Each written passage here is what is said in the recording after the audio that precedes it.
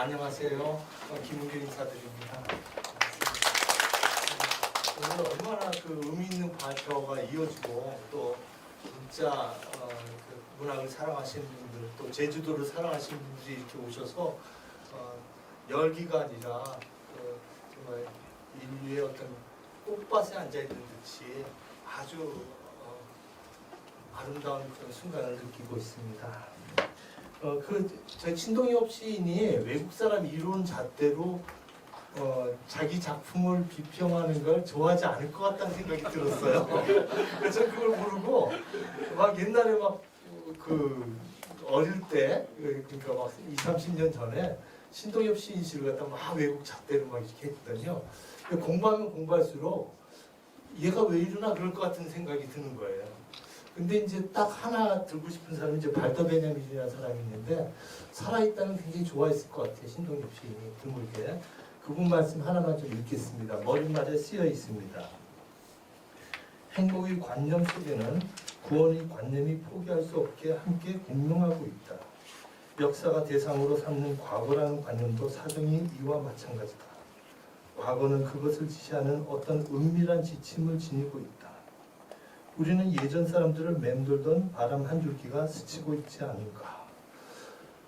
그 발더 베냐민이 이에치카하고 동년배거든요. 같이 태어났는데 역사란 무엇인가 쓴 사람하고.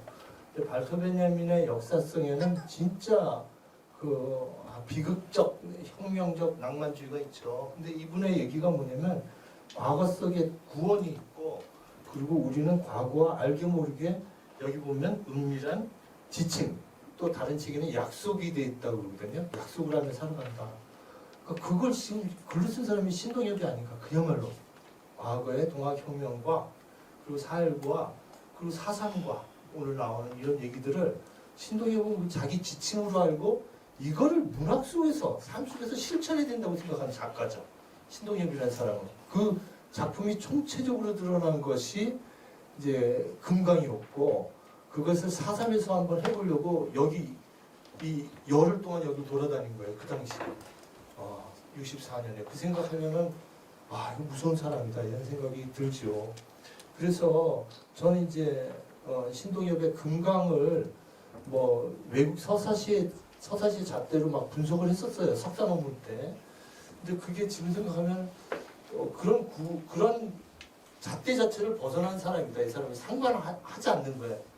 서구에서 뭐라고 얘기하든 서사시가 뭐래든 그 신경을 안 쓰고 자기 나름대로 오늘 남 교수님께서 경계가 혼재되어 있고 그 어떤 그 공간이 함께 지정이 돼 아주 그 복합적인 시각을 보신 것이 굉장히 중요하다고 생각하는데요. 저는 그런 혼재 중에서 이번에는 동학혁명을 어떻게 다루었나 그 시각에서만 써보려고 합니다.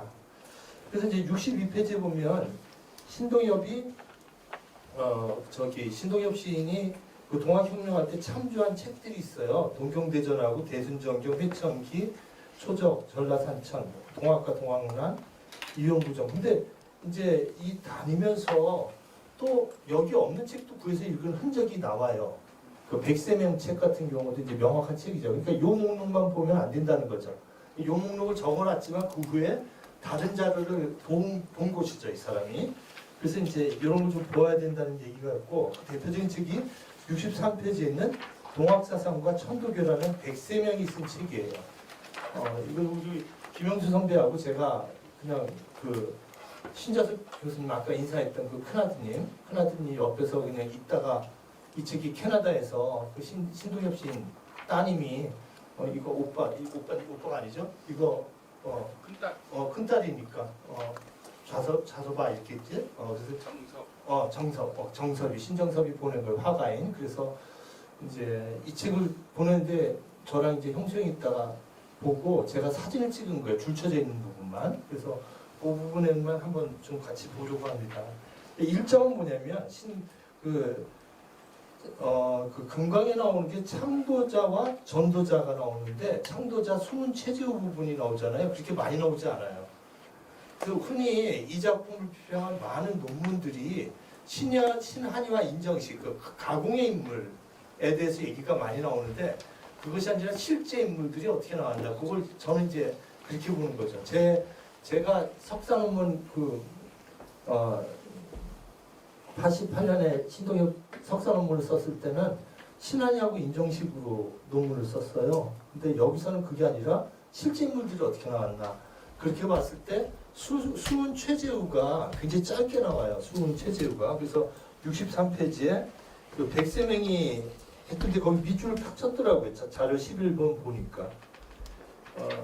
그 인용문 좀 읽겠습니다. 63페이지 맨 밑에 16살 때 아버지께서 세상을 떠나심에 약간의 남은 재산을 정리해가지고 제세 안민의 대원을 달성하기 위하여 팔도강선을 주유하면서 인신풍성을 살피는 동시에 명산대천을 찾아서 정성된 기도와 깊은 사색을 거듭하기 무릅 20년 동안이나 분주한 것이다. 그래서 그 수은 최재우가 아버지한테 이제 10년 동안 또 공부를 배우고 이게 한학의 대가 아닙니까? 아버지 자체가. 그다음에 10년 동안 이제 보찜장사 안에서 저 만주까지 갔다고 해서 세계관이 굉장히 넓어졌다고 그죠? 수은 최재우가 세계적인 정보를 체험하고 그걸 갖다가 문학으로 어떻게 표현했냐면요.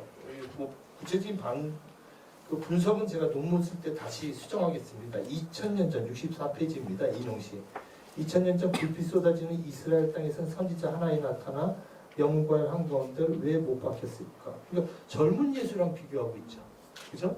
그 다음에 두 번째는 3000년 전 히말라야 기슭 보리수나무 투명한 잎사귀 그늘에서 너무 일찍 핀 인류와 한송이가 서로하고 있었다. 석가모니 시타르타하고 비교하고 있어요. 그리고 마지막에 1860년 4월 5일 기름 흐르는 실록의 가마를 그늘 아래서 수호는 하늘을 봤다. 이 하늘이라는 게 엄청나게 중요하죠. 신동엽 문학에서.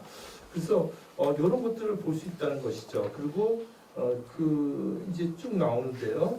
네. 넘어가겠습니다. 그 다음에 동경대전 인용문이 그대로 나오는 부분이 65페이지입니다. 등병수상구형국 주사구형 역유효. 이 동경대전에 나오는 문장이죠. 이걸 그대로 시에 넣은 거예요. 신동엽이. 그래서 그 인용문 밑에 보면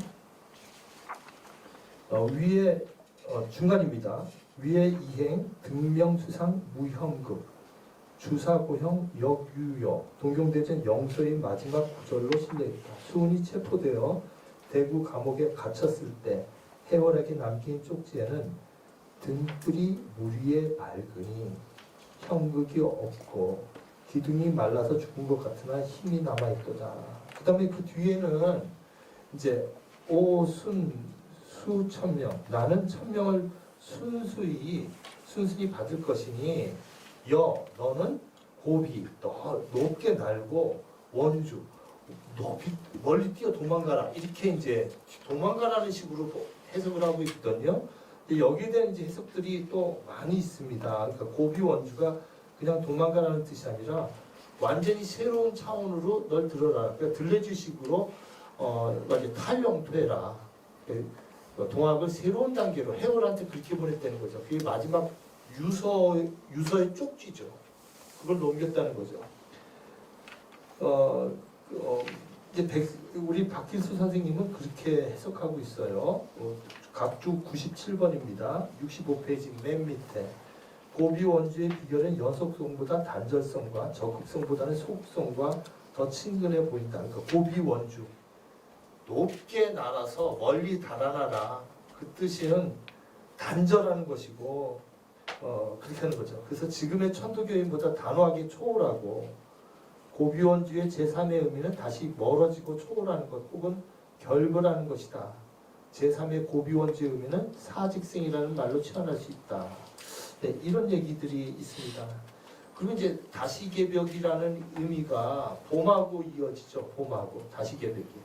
그래서 이제 방정환의 이제 우리 그 작품이 뭐죠, 선생님? 유범이요. 예, 유범, 그죠? 그래서 이제 방정환이 봄에 대해서 글을 써가지고 개벽이 일시 문제시되는 적도 있었습니다. 개벽이라는 잡지가. 그래서 각주를 달지는 않았습니다만, 그래서 봄에 대해서 제가 좀 썼습니다. 그러니까 그 동경대전에서는 다시개벽을 이제 봄으로 상징한 부분이 굉장히 많이 나오죠. 근데 그것만 써도 그 논문 한 편이기 때문에 그냥 언급만 하고 넘어갔습니다. 자, 그럼 67페이지 보겠습니다. 두 번째, 과거의 지침을 받은 자 해월. 그래서 실제 인물 중에서 제일 많이 등장하는 사람이 금강에서는 해월이죠. 해월 최시환입니다. 그러니까 수은 최재우보다 해월이 제일 많이 등장을 해요. 그래서 이제 백세명 책에서는 해월을 어떻게 쓰냐면 각주 67페이지 밑에 각주 100번을 보면 최수은의 후계자인 최해월은 강력한 실천인이었다. 그러기에 제자들을 지도하는 데 있어서는 말이나 글로 싸지 않고 그는 본래 알지도 못하지만 오직 체행으로서 모범을 보이는 곳이었다. 이 책이 그 한자가 많지만 천천히 강독해서 읽으면 참 야 이거 다시 내도 좋겠다 하는 책이에요. 이 책 다시 냈으면 좋겠어요. 이 동학 맹 선생님 다시 내도 좋을 것 같아. 이 책 그대로. 맹 선생님이 하는 출판사에서 뭐 옛날 책들을 많이 복간하고 있습니다. 정말 다시 내도 좋을 책이다. 뒤에 해설문을 달아서. 그런데 예를 들면 이제 그 해월을 어떤 식으로 표현하냐면요. 예를 들면 68페이지 보겠습니다. 시를 쓰면 어느 여름 동학교도 서노인의 집에서 저녁상 받았다. 수저를 들으려니 안방에 들려오는 배 짜는 소리. 저건 무슨 소리입니까? 제 며느리가 벼 짜는가 봅니다. 서선생 며느리가 아닙니다. 그분이 바로 하느님이십니다. 어서 모셔다가 이 밥상에서 우리 함께 낮은 저녁을 들도록 하세요. 서노인이 며느리 데리고 와서 상머리 앉힐 때까지 해월은 경문외며 정자하고 있었다. 이거 뭐 유명한 얘기죠. 그 해월 신사법설에 그 대인정물, 사람을 어떻게 모셔야 되느냐, 그 그대로 나오는 부분입니다. 제가 68페이지 번역된 문장을 읽겠습니다. 내가 청주를 지나서 서택순입니다. 이걸 그냥 신동엽은 서노인이라고 썼습니다. 서택순이 집에서 그 며느리의 배 짜는 소리를 듣고 서군에게 묻기를 저 누가 배를 짜는 소리인가 하니 서군이 대답하기를 제 며느리가 배를 짭니다. 이거 그대로 시로 썼죠. 그죠? 내가 묻기를 그대의 며느리가 배 짜는 것이 참으로 그대의 며느리가 배 짜는 것인가 하니 서군이 나의 말을 분간치 못하더라. 어찌 서군뿐이랴. 도연이 집에 사람이 오거든 사람이 왔다 이러지 말고 한 올님이 강림하셨다 말하라. 이렇게 이걸 시로 쓴 겁니다. 마찬가지 69페이지도 마찬가지입니다. 69페이지에 시를 보시면 다음날 아침 떠나는 해월을 전송하러 서노인 집안이 동구박 동길로 왔다. 막내 아이가 따라 나오니 우니 서노인은 이제 서택순이라는 사람이죠. 눈을 부라리며 쫓아보내려 했다. 그러자 해월이 주인을 가로막아 어린이의 머리를 쓰다듬으며 그 자리에 흙바닥에 무릎을 꿇었다. 그리고 서노인에게 말했다. 이 어린 분도 하늘님이세요. 소중히 받으세요. 그 밑에 5번이 있죠. 도가의 부인은 경솔히 아이를 때리지 말라. 아이를 때리는 것이 하느님을 때리는 것이니 하느님이 싫어하고 기운이 상하느니라. 도인지 부인이 하느님이 싫어하고 기운을 상함을 두려하지 말라 아니하고 경솔히 아이를 때리면 그 아이가 반드시 죽으리니 일체 아이를 때리지 말라. 그래서 이제 이런 식으로 동경대전하고 그 해월의 책에 나오는 부분을 금강의 곳곳에 이렇게 완전 시로 용해해서 넣었습니다. 70페이지인데요. 요건 제가 석사논문 썼을 때 이렇게 정리를 해놨습니다. 1장부터 쭉 했는데 여기 보시면요 재밌는 게 있어요. 사장이 수은이 죽고 수은과 해월의 만남. 그러니까 아까 바테베냐민이 얘기했듯이 과거의 사람과 현재의 사람을 만남을 금강에 교묘하게 집어넣은 거예요. 아주 중요한 위치에. 집중적으로 나온 게 10장, 11장, 12장, 13장이에요. 이 네 가지. 이거 제가 고딕으로 표시했는데 이게 다 풀어져가지고 이렇게 그냥 명료체로 나왔어요. 프린터가. 왜 그런지 모르겠습니다. 이게 10장, 11장, 12장, 14장은 아주 괄호를 해놔야겠어요. 다음에 넘어질 때는. 그러니까 이게 뭐냐면 만남이 있는데 이 만남이 다 부서져 버리는 거예요. 그 다음 이야기는요. 이 만남이 신한이와 인진아가 만나고 그 다음에 그 11장은 어떤 성적 결합을 암시하는 부분이 나오죠. 12장은 전봉준이 나와요. 이제는. 그래서 그러니까 이 작품에서는요. 수은 최재우는 간략하게 나오고 해월하고 전봉준이 실제 인물로는 제일 많은 양을 차지합니다. 전봉준이 아주 중요하지요. 그리고 12장, 13장 이렇게 김계남, 손아중이 나오는데 이 많은 만남들이 14장부터는 다 깨지는 이야기예요. 해치가 돼버려요. 그리고 마지막에 넘기면 71페이지 넘기면 후화에서 이게 아까 얘기했던 발타 베냐민이 과거의 유재를 우리가 유산을 과거의 선물이죠. 그 고통의 선물, 그 선물을 받아들여서 그 약속을 지켜야 한다는 것처럼 동학혁명이 나오고 3.1운동이 나오고 4.19로 이어지는 종로 5가의 이야기가 이제 후화로 이렇게 나오죠. 그것이 전태일을 상상하게끔 이렇게 이야기가 이어집니다. 후화 1, 2에서. 그리고 이 모든 만남을 보는 것은 하늘이에요. 하늘이어서 제가 그 한용운과 신동엽의 하늘을 비교하는 글이 있습니다. 그래서 하늘이란 게 동학에서 한울, 뭐 김용옥 선생님은 하늘림이라고 설명을 하지만 저는 한울이 맞다고 생각합니다. 하늘이라고 윤석단 선생님이 쓰신 것처럼 하늘이 맞다고 생각하거든요. 그래서 하늘님이란 용어를 써야 된다고 생각합니다. 결론을 말씀드리겠습니다. 결론은 첫째, 동경대전의 그 마지막 감옥에서 썼던 영수의 마지막 구절 등명수상무용도 주사구용 여규요라는 구절이 나오고 그 다음에 고비원주를 선물로 준 부분이 금강의 봄과 이어져서 다시개벽과 함께 이어지고 있다. 둘째, 해월 신사법설에 나오는 대인전물에 나오는 4, 5번이죠. 거기 몇 번이 있는데 그 며느리와 아이를 하늘님으로 모시는 장면이 인용되어 있다. 그리고 셋째, 그 다음에 금강에서는 이 만남이 굉장히 중요하고 바트베님이 얘기했듯이 과거의 사람과 현재의 사람이 만나고 또 미래의 인물까지 얘기하는 종로 5가에서는 전태일의 탄생을 예고하고 있죠. 꼬마이가 고구마 도시락을 들고 비 맞고 앉아있는 종로 5가에서 비 맞고 서 있는 그런 정물들이 이어집니다. 그것들이 이제 제23장에 보면 하늘을 보아라 이런 말로 이어집니다. 73페이지 넘어가겠습니다. 반드베냐민으로 정리하겠습니다. 만약 그렇다면 과거의 인간과 현재 우리들 사이에는 은밀한 약속이 있는 셈이다. 그렇다면 우리는 이 지상에서 기다려졌던 사람들이다. 그렇다면 우리에게는 우리 이전에 존재했던 모든 세대와 희미한 메시아적 힘. 이건 독일을 보면 강조하려고요. 발터 베냐민이 한자 띄었었어요. 아인 슈바케. 이걸 갖다 SCHWA. 이게 희미하다는 것이 얼마나 강조하는 건지. 그러니까 희미한 걸 살려내는 게 작가들의 임무죠. 남들이 잘 안 보이는 것, 동학혁명이나 이런 것들을 살려낸 겁니다. 예. 이게 로마서에 나오는 이야기도 강조한 거거든요. 바울이 썼던 표현이 이거예요. 슈바케 메시아닉 크라프트. 이 주어져 있는 것은 과거는 이 힘을 요구하고 있는 것이다. 이 요구는 값싸게 처리해버릴 수 없다. 우리에게 희미하고 잊혀져가는 그리고 삭제의 죄악을 저지르고 있는 이 현대 사회에 신동엽은 삭제의 죄악에 맞서서 기억의 복원에 힘썼고 그 신동엽으로 인해서 우리가 동학을 기억하고 또 제주도 4.3을 기억할 수 있는 계기를 갖게 되고 얼마나 감사한지 모르겠습니다. 고맙습니다. 시간을 잘 지켜주셨습니다. 네. 회장님 얘기했던 1분 정도 더 드리려고 했는데 1분을 더 빨리 끝내주셔서 네.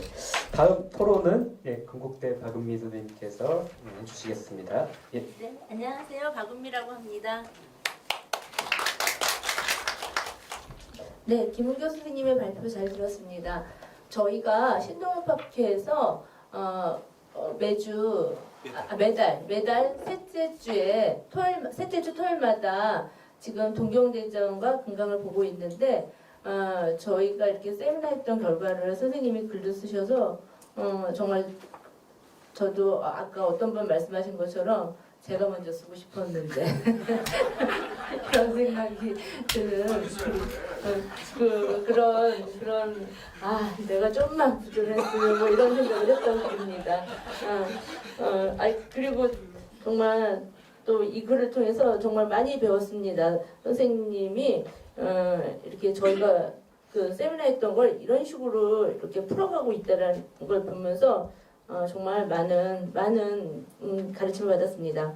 그리고 동학은요, 제가 생각하기에 이제까지에 대한 근대에 대한 기준이 서구 중심주의였다면 바로 우리 그대로의 삶의 모습 속에서 우리 민족의 어떤 지표를 찾아가는 것이 바로 동학이 아닐까라는 생각을 합니다. 그런 측면에서 그 신동엽 시인이 동학을 갖다가 차용한 것은 정말 굉장한 일이라는 생각을 하고요. 그런 측면에서 선생님이 지금 한마디로 신동엽 시인의 서사시 금강을 과거의 지침과 희미한 메시아적 힘을 담은 명작이다 이렇게 평하시는 것에 대해서 정말 저도 동의를 합니다. 그런데 이제 몇 가지 좀 궁금한 점에 대해서 좀 여쭤보고자 합니다. 첫 번째는 지금 저는 이 선생님 발표 그 문을 받았을 때는 이제 그 페이지 수대로 돼 있기 때문에 좀 다른데요. 66쪽에 보면 박계수 선생님의 고비 원주의 뜻을 해석하면서 고비 원주를 전혀 새로운 탈주의 세계로 항해야 한다는 궁극적 가르침으로 해석했다. 이런 식으로 해서 해석을 하고 계시는데요. 그러시면서 고비 원주는 다시 개벽의 세계를 향하여 높게 날고 멀리 달리라는 상징적 권유일 것이다 라고 말씀을 해주셨습니다. 근데 제가 생각하기에 이 다시 개벽이라는 용어는 굉장히 중요하다고 생각합니다. 이 수은 최재우가 이 다시 개벽의 용어를 가져오고 또 그 개벽이라는 1920년대 개벽이라는 잡지 속에서도 다시 개벽에 대한 그거를 이도나가 설명하고 있는 부분이 있습니다. 그 속에서 얘기하고 있는 거는 저 나름대로 해석을 한다 그러면 이 동학이 종교적 측면에서만 묶이지 않았고 또 지금의 사회 문제, 환경 문제들을 그 변해가는 상황 속에서도 현재적 의미를 획득할 수 있는 그런 부분이 바로 다시 개벽이라는 용어의 시작이 아닐까라는 생각을 하는데 선생님이 지금 다시 개벽이라고 지금 좀 추상적으로 말씀을 하시는데 그 다시 개벽의 세계는 어떤 세계일까라는 생각을 해봅니다. 그래서 선생님이 여기에 대해서 좀 구체적으로 부연 설명을 해주셨으면 참 좋겠습니다.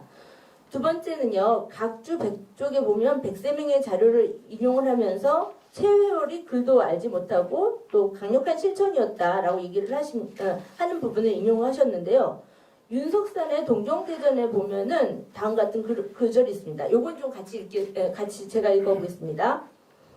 혜월 선생에 관한 다른 기록이나 증언들을 종합해 보면 혜월 선생은 아버지가 별세하기 전인 15세까지는 비록 계모 슬라이긴 하지만 정상적인 가정에서 자랐으며 서당 공부도 했다. 혜월 선생은 비록 어머니를 일찍 여의었으나 10살이 되던 해에 경주 서쪽 선도산 밑에 있는 서학선에서 공부를 했다. 이때 혜월 선생은 한국의 천재로 일컫는 김정선의 스승인 김계사와 동문수학했다. 즉 혜월 선생이 당시 유학생들이나 여타의 선비들 같이 높은 학문이 없을 뿐이지 결코 그를 아예 모르는 사람은 아니라고 판단된다. 이렇게 말씀을 하시고 있거든요. 근데 이 윤석산 스님은 이걸 어디서 가져오셨냐면 이도나의 그러니까 천도교 월보에 실린 이도나의 글을 갖다가 바탕으로 해서 이런 주장을 하시고 있습니다. 그렇다 그러면 이 부분에 대한 재고가 있어야 하지 않을까라는 생각을 좀 해봅니다.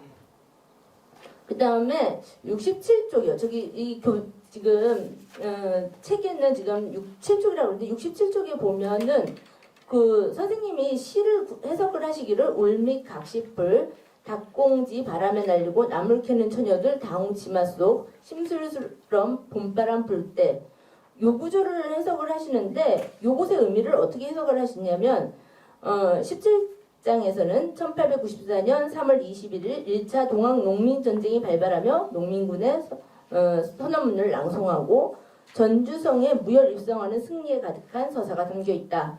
3월에 기방한 것은 동학 농민군이 대부분 농민이었기 때문이기도 하거니와 신동엽은 울밑 각시풀 닭공지 바람에 날리고라고 하며 다시 개벽 세상으로 향하는 가장 신나는 장면으로 제17장을 서술한다라고 설명을 하십니다. 아까 선생님의 발표 중에서도 그 개벽을 갖다가 봄과 연결시키고 또 하늘과 연결을 시켜서 지금 설명을 하십니다.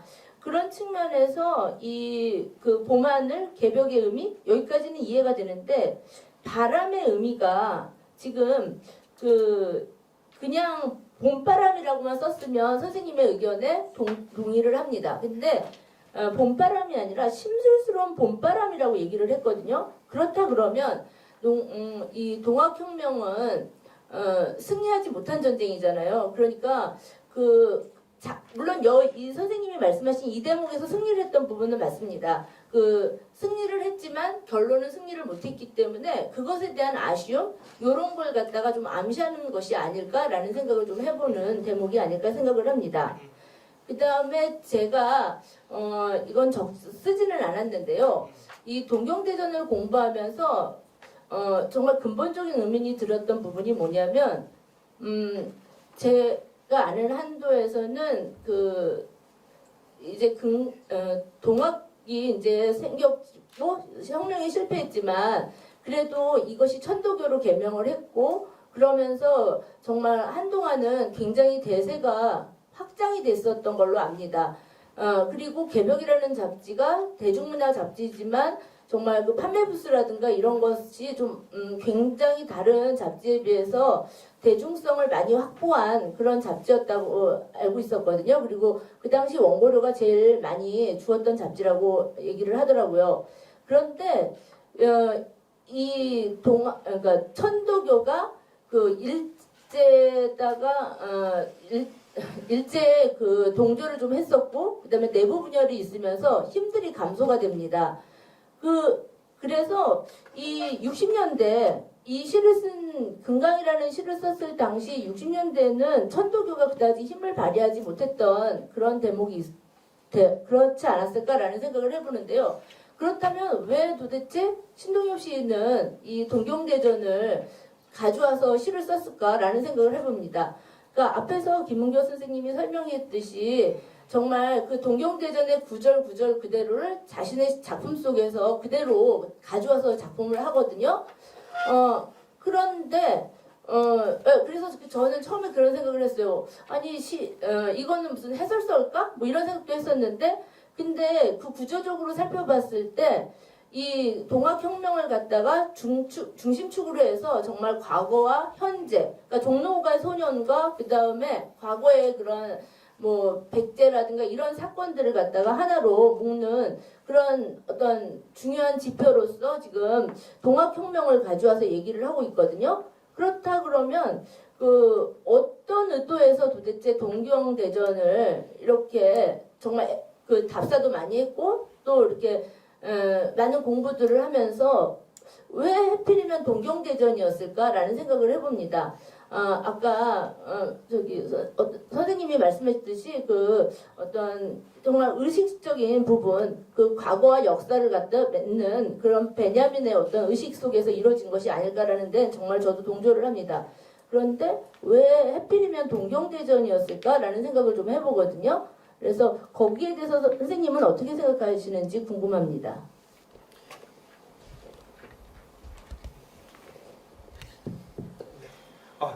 너무 감사합니다. 우리 박은미 선생님은 저하고도 뭐 정말 오랜 기간 10여 년 같이 공부했고 또 지금 박은미 선생님 개벽 또 천도교 수훈회관에서도 또 따로 공부를 계속 하시고 그런 분이세요. 그래서 얼마나 토론을 맡아주셔서 제가 지금 말씀하신 것도 하나하나 얼마나 저에게 도움이 되는지 모르겠습니다. 왠지 이제 다시개벽이라는 의미를 제가 쓰지 않아서 안 했는데 이제 보강을 하겠습니다. 그러니까 수훈 최재우가 이제 제가 예전에 메모해 놓은 게 있어서 찾느라고요.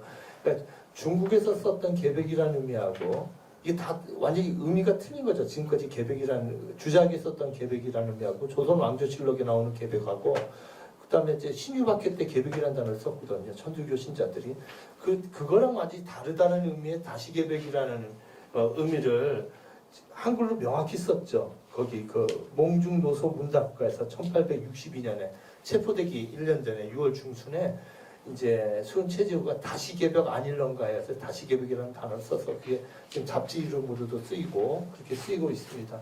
예전에는 한대에서는 천지개벽이라는 단어가 있었는데 이제 주로 개벽이라고 할 때 황무지를 개간하고 그런 의미도 있었고요. 또 예를 들면 조선 왕조실록에서는 개벽이라는 단어가 2번 나오는데 토지를 개간하다라는 의미로 쓰인 적이 있고요. 그 다음에 이제 정약종이라든지 신유박해에 일어났을 때 그 천지개벽이라는 것은 좀 나쁜 의미로 받아들였죠. 천주교 신자들은 정감록처럼 신선사상에 물들어 있는 걸로 어떤 좀 부정적인 뉘앙스의 언어를 받아들였다는 말씀이죠. 그러니까 그런 개벽이 아니라 내가 하고자 하는 개벽은 전혀 다른 의미의 다시 개벽이다. 그래서 명확히 다시 개벽이라고 이렇게 한글로 썼죠. 네, 그래서 한 단어로 써가지고 이렇게 붙여 쓰듯이 그게 이제 네 자식이 이렇게 붙어 있으니까 다시 개벽이 이렇게 붙어 있습니다. 그래서 그 이분이 했던 그 다시 개벽의 의미를 제가 보강해서 좀 쓰도록 하겠습니다. 그 다음에 이제 백세명이 최시영이 이제 해월 최시영이 이제 글자도 모른다고 이렇게 책에 나오는데 그분의 레토릭이겠죠. 그러니까 모를 리가 없겠죠, 백세명이. 그래서 그 부분은 제가 보강하겠습니다. 왜 백세명이 왜 그 부분을 그렇게 썼는지. 왜 해월이 뭐 글자를 모르는 사람은 아니고, 근데 백세명이 그렇게 쓴 걸 제가 이제 옮겨서 인용한 거니까 그거는 제가 보강을 하겠습니다. 그 다음에 심술스러운 봄바람이 참 좋은 해석이네요. 선생님께서 보신 것이 혁명이 쉽지 않다는 거. 그것은 이제 그 수은 최지우가 늘 반복해서 하는 얘기니까 그것을 어떻게 보면 신동엽이 자기식으로 표현했을 수도 있겠네요. 그래서 그 부분을 앞뒤를 제가 잘 검토를 해보겠습니다. 뭐 10가지 다 저에게 유익한 말씀이셨습니다. 너무 감사합니다. 이렇게만 끝내겠습니다. 감사합니다. 두 분.